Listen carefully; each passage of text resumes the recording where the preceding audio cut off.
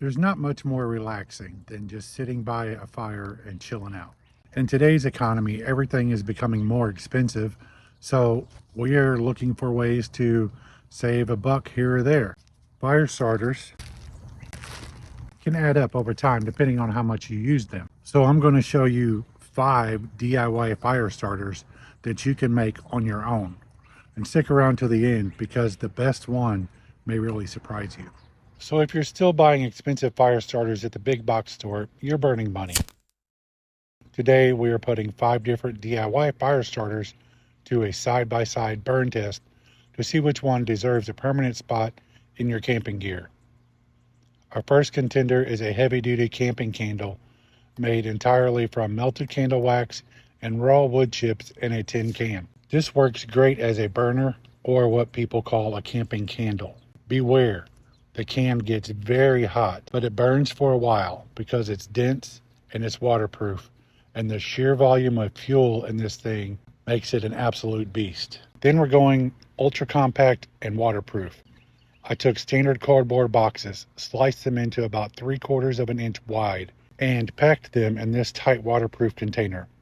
By pouring melted wax directly over the top, once it hardens, you have individual waterproof fire starting strips that don't take up any space in your pack. Contender number 3 is a classic but with a twist. We are using a cardboard egg carton as the mold, layering it in wood chips for sustained burn and a little dryer lint to catch initial spark, and sealing the deal with melted wax. It's a triple threat combo of fast ignition and heavy fuel. Now, if you use these commercial tumbleweed starters, don't throw away the debris at the bottom of the box. I gathered up these leftover natural wood shavings and mixed them directly with standard petroleum jelly. The jelly acts as a massive fuel extender, keeping the wood shavings burning hot and slow. And finally, the absolute $0 budget classic, the recycled toilet paper roll stuffed with pure dryer lint. No wax, no wood, just pure dry household waste. It's the easiest to make, but will it hold up against the heavier wax options? All right, it's time to test these out. Let's see which one performs the best. Only about 10% of the people that view our videos are actually subscribers to the channel. We would hope that if you find this content useful or entertaining, that you would consider subscribing. We would really appreciate having you along.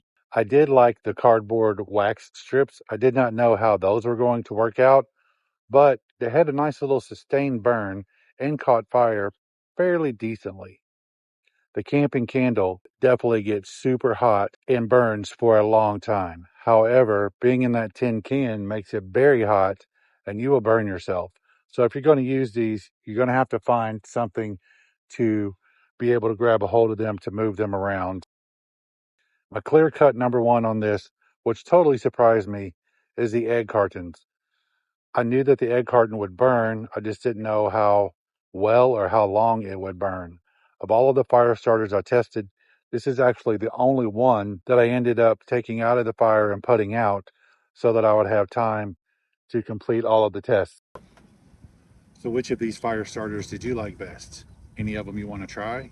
Are there any fire starters that you have or make that you would like to share with us? As always, please put them down in the comments. And we hope you would consider liking this video, maybe sharing it with some friends, and subscribing to the channel.